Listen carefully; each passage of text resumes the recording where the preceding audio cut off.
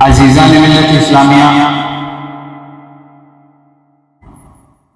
اللہ تبارک و تعالی نے ہزاروں لاکھوں انبیاء اس دنیا میں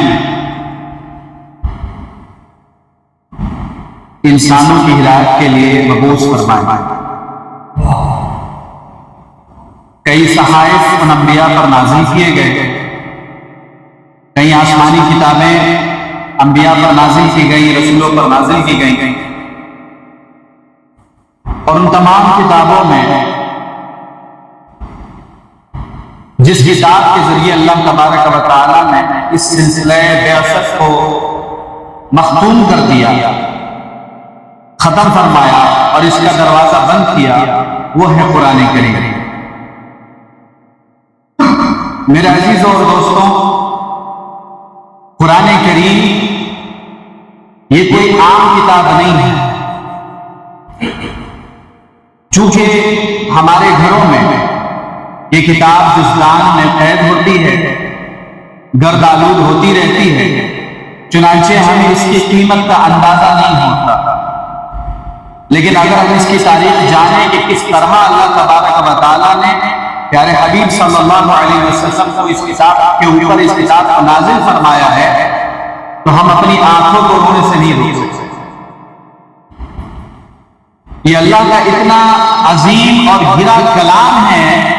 کہ بعض علماء فرماتے ہیں کہ بعض صورتیں جب اللہ تبارک و تعالیٰ کو نازل کرنا ہوا تو 70 ہزار فرشتے ان صورتوں کو لے کر نازل ہوئے۔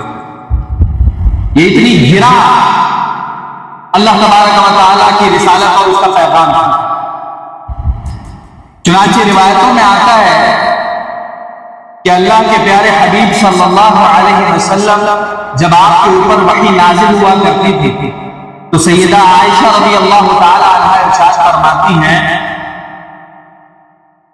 ان جبینہ لیتفصد عرقا، کہ ہم دیکھتے تھے کہ کڑاکے کی ٹھنڈک ہے۔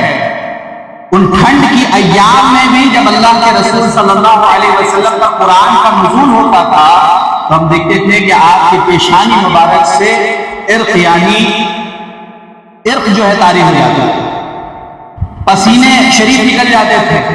اور ان کی کیفیت ایسی ہوتی تھی کہ ہم جب ان کی پیشانی کی طرف دیکھتے تھے تو ایسا لگتا تھا کہ موتی موتی ٹپک رہے ہیں۔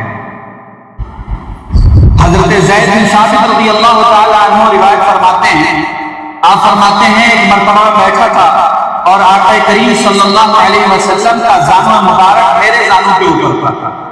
جیسے آپ سب مسجد میں بیٹھے ہیں، جگہ کی قلت کبھی کبھی ہوتی ہے تو ہم ایک دوسرے کے اوپر پیر رکھ دیتے ہیں نا، ہمارا زانو کبھی کسی دوسرے کے زانو پہ پڑ جاتا ہے۔ تو سیدنا زید بن ثابت رضی اللہ تعالیٰ عنہ کی پہلے قسمت میں قربان چاہیے کہ آقا کریم صلی اللہ علیہ وسلم کا زانو مبارک آپ کے زانو مبارک ہے۔ آپ فرماتے ہیں کہ حضور صلی اللہ علیہ وسلم کا زانو مبارک میرے زانو پر تھا، اور اس اثنا میں اللہ تبارک و تعالیٰ نے رسول اللہ صلی اللہ علیہ وسلم پر وحی نازل فرمایا۔ تو آپ فرماتے ہیں کہ اس وقت جب آپ پر وحی نازل ہو رہی تھی اور آپ کا زانو مبارک میرے زانو پر تھا تو میں نے اتنا زیادہ بوجھ اپنے زانو پر سہا کہ زندگی میں نے ایسا بوجھ کبھی نہیں سہا۔ فرماتے ہیں کہ مجھے ایسا احساس ہوا کہ گویا کہ میرا زانو ٹوٹ جائے گا۔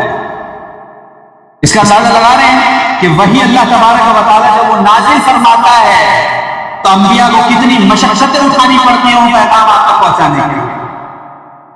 کہ زید بن ثابت وہ صحابی ہیں، اللہ کے نبی صلی اللہ علیہ وسلم کے غلام ہے، وہی ان پر نازل نہیں ہو رہی، وہی اللہ کے نبی پر نازل ہو رہی ہے، لیکن فقط اس وجہ سے کہ آپ کا زانو مبارک حضرت زید کے زانو پر رکھا ہوا ہے، وہ کہتے ہیں کہ ایسی مشقت کا احساس ہوا کہ زندگی میں اتنا بھاری اتنا بوجھ میرے قدموں پر کبھی بھی پیش نہیں آیا۔ آپ اندازہ کیجیے وہ پیغام، جس پیغام کی یہ حیبت ہے کہ جسے فرشتے 70 ہزار فرشتے لے کر نازل ہو رہے ہیں، جس کی حیبت کا یہ عالم ہے کہ اللہ کے نبی صلی اللہ علیہ وسلم اگر اونٹنی پر جا رہے ہیں اور اس دوران وحی نازل ہو جائے تو اس کے بوجھ سے وہ اٹھنی بھی اپنے گھٹنوں کے بل آ جاتا ہے. وہ قرآن کریم،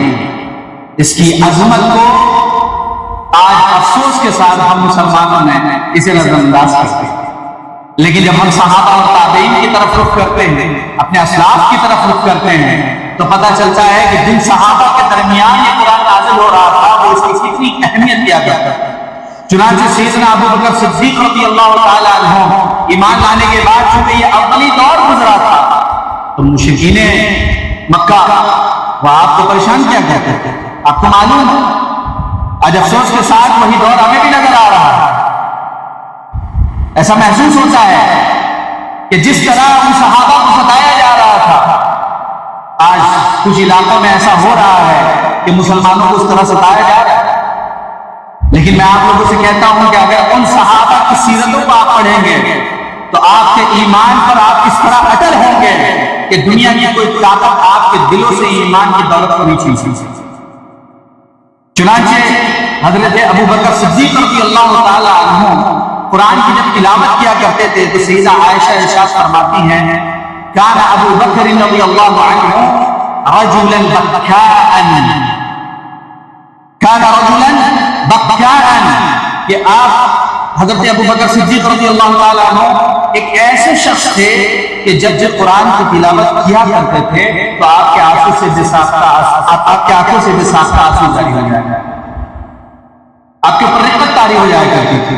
اور یہ حال تھا آپ کے قرآن پڑھنے کا کہ ارد گرد کے جو مشرکین ہوا کرتے تھے وہ شکایت کیا کرتے تھے ان لوگوں کے تعلق سے کہ جن لوگوں نے حضرت ابو بکر صدیق اور دوسرے صحابہ کو پناہ دی تھی. ابتدائی دور میں کیا ہوتا ہے، جب کوئی مومن ہو جاتا تھا تو اس کے رشتہ دار میں یا اس کے جاننے پہچاننے والوں میں کچھ ایسے لوگ ہو جایا کرتے تھے جو ان کی حفاظت کے لیے یا ان کی ذمہ داری لے لیا کرتے کہ ٹھیک ہے اگرچہ یہ مسلمان ہو گئے لیکن چونکہ ہمارے قریبی ہے تو انہیں چھوڑ دیا. تو ایسا ہوا کرتا تھا. تو جو ایسے لوگ ہوا کرتے تھے تو ان کی ارد گرد کے لوگ انہیں پریشان کیا کرتے تھے کہ ان سے کہو کہ قرآن کی تلاوت نہ کیا گیا. کیوں نہ کیا گیا؟ کیونکہ ہم دیکھتے ہیں کہ ہماری عورتیں اور ہمارے بچے کام لگا کر ان کی قرآن کی تلاوت کو سنا کرتے ہیں. اور ہمیں خوف ہے کہ ابو بکر جب قرآن پڑھتے ہیں تو ان کے قرآن پڑھنے کی رقت کو دیکھتے ہوئے ہماری عورتیں اور بچے کہیں ان کے فتنے میں ملوث نہ ہو، یعنی وہ ایمان نہ لے آئے. یہ کیفیت کی سیدنا ابو بکر صدیق رضی اللہ تعالیٰ عنہ کے قرآن کی تلاوت کرنے کہ جب آپ تلاوت کیا کرتے تھے تو ارد گرد کے مسلمان کو چھوڑیے جو غیر مسلم بھی ہوا کرتے تھے اس کی رقت کو دیکھ کر ان کے دلوں پر بھی رقت طاری ہو جائے گا. تو وہ قرآن کی عظمت کو سمجھا کرتے تھے. میرے عزیزوں اور دوستو، سیدنا عمر رضی اللہ تعالیٰ عنہ کا واقعہ آپ لوگوں نے سنا ہوگا. یہ قرآن ایک ایسی عظیم کتاب ہے میرے عزیزوں اور دوستو کہ جس کے سننے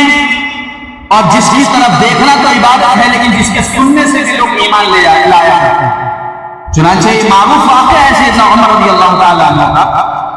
کہ سیدنا عمر رضی اللہ تعالیٰ عنہ کے اس واقعے کو ابن اسیر الجزری نے اس الغابہ میں روایت کیا. آپ روایت کرتے ہیں کہ حضرت عمر رضی اللہ تعالیٰ عنہ جب یہ حضور صلی اللہ علیہ وسلم نے اعلان نبوت کیا اور کفار قریش نے جب خوب شور مچانا شروع کیا تو اس وقت حضرت عمر حضور صلی اللہ علیہ وسلم سے نالا ہو کر حضور صلی اللہ علیہ وسلم کے قتل کے ارادے سے نکلی. یہ مشہور واقعہ ہے، آپ اکثر سنتے رہتے ہیں. چنانچہ راستے میں آگے بڑھتے ہیں، ایک صاحب ملتے ہیں اور کہتے ہیں کہ عمر کہاں جا رہے ہو؟ تو آپ فرماتے ہیں کہ میں نے سنا ہے کہ محمد صلی اللہ علیہ وسلم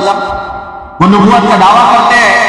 اور وہ ہمارے نیتاؤں اور ہمارے یہاں کے لوگ پہلے جس نظریے کو رکھا کرتے تھے اس نظریے کے قائل نہیں، لہذا آج انہیں مٹانے کے لیے جا رہا. تو گویا کہ اس شخص نے کہا ہوگا کہ تم اس سورج کو تم مٹانے کی بات کر رہے ہو جس سورج کی کرنیں تمہارے گھروں تک پہنچ چکی ہیں. جاؤ پہلے دیکھو تمہاری بہن اور تمہاری بہنوں کے گھر کا کیا حال ہے. تو کہا کیا مطلب؟ کہا جاؤ دیکھو کیا ہو رہا ہے. تو جب وہ جاتے ہیں اپنی بہن کی طرف لوٹ کر ان کے گھر کی طرف تو حضرت خباب جو آپ کے بہنوئی تھے وہ آپ کی بہن فاطمہ کو قرآن پڑھا رہے تھے، قرآن کی تلاوت سکھا رہا ہے اور یہ باہر کھڑے ہو کر حضرت عمر رضی اللہ تعالیٰ عنہ یہ سن رہے تھے. اور اچانک سے داخل ہوتے ہیں اور جب دیکھتے ہیں کہ قرآن کی تلاوت ہو رہی ہے اور یہ لوگ بھی محمد صلی اللہ علیہ وسلم پر ایمان لے آ چکے ہیں، لہٰذا انہیں مارنا شروع کرتے ہیں۔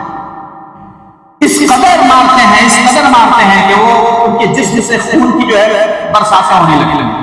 آپ کی بہن بھی جو ہے وہ زخمی ہو جاتی ہیں، آپ کے بہنوں بھی زخمی ہو جاتے ہیں۔ جب بہن کی اس حالت کو دیکھتے ہیں تو آپ کے اوپر ایک عجیب کیفیت تاری ہوتی ہے، اور چونکہ قرآن سن رکھا تھا،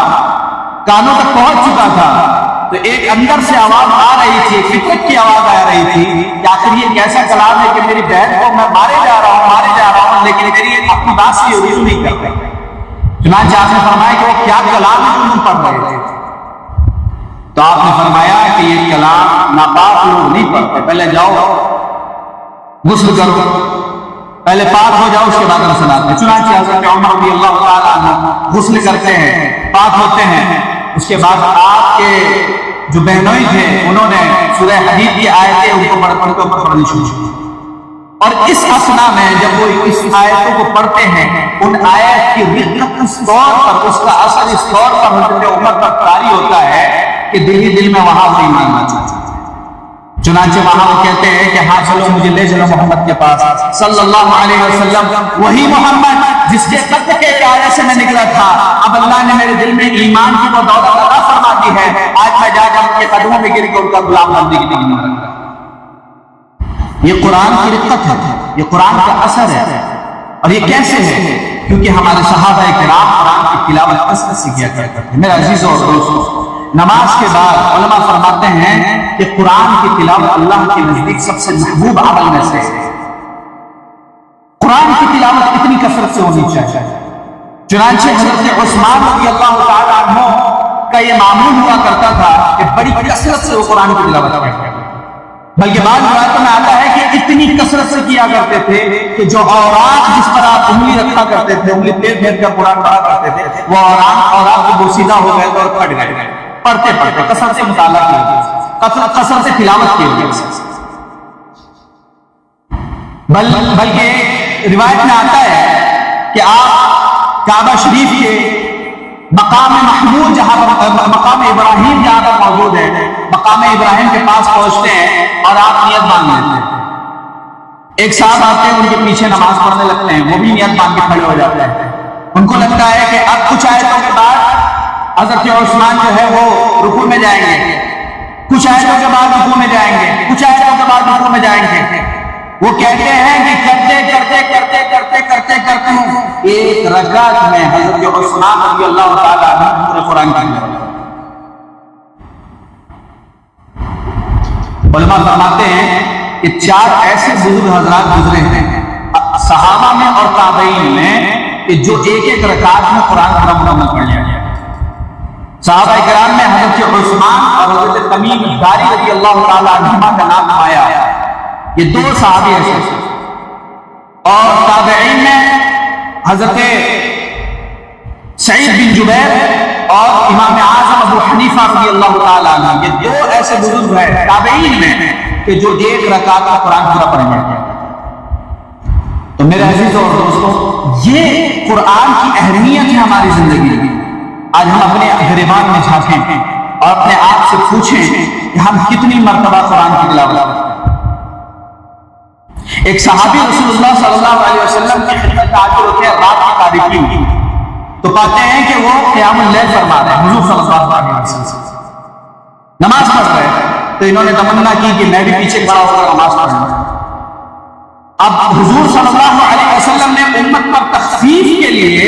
یہ حکم کیا ہے کہ جب کوئی امام امامت کرے تو وہ کم آیتیں پڑھ کر جلدی سے نماز مکمل کر تاکہ دوسروں پر گرا نہ ہو۔ لیکن جب انسان اکیلے ہو، خلوت میں ہو، تو اس وقت جتنا لمبا ہو سکے وہ اپنا قیام کرے، کیونکہ ابھی اس کے آگے پیچھے کوئی نہیں ہے، وہ اپنے رب سے راز و نیاز کی باتیں کر رہا ہے، وہ اس کے لیے سجدہ ریز ہو رہا ہے، وہ اس کے لیے قیام کر رہا ہے، تو یہ ساری مشقتیں وہ اکیلے اٹھا رہا ہے۔ چنانچہ